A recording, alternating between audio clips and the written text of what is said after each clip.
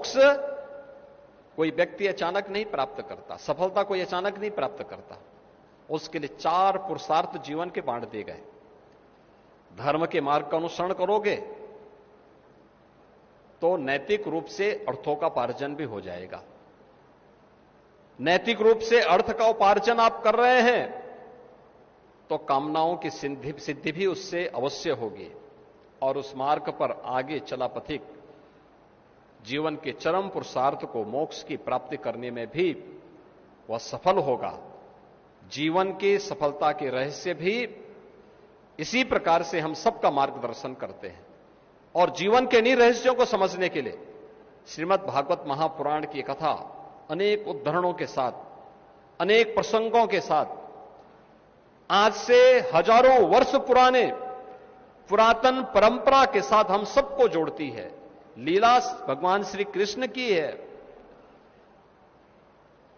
लेकिन इसमें शब्दावली भी भगवान वेदव्यास की है, लेकिन रहस्य यह सनातन धर्म से जुड़ी हुई है, सनातन धर्म के मूल्यों से जुड़ी हुई है, सनातन धर्म के उत्कर्ष से जुड़ी हुई है।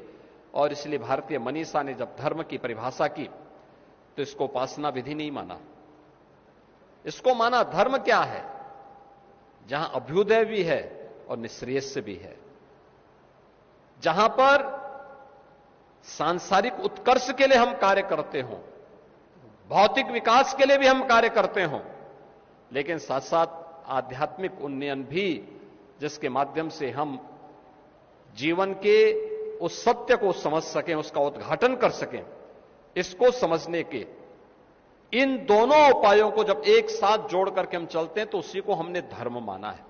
पूजा पद्धति धर्म का एक हिस्सा हो सकता है, जीवन का एक हिस्सा हो सकता है, उपासना विधि का एक हिस्सा हो सकता है, लेकिन वो सब कुछ नहीं।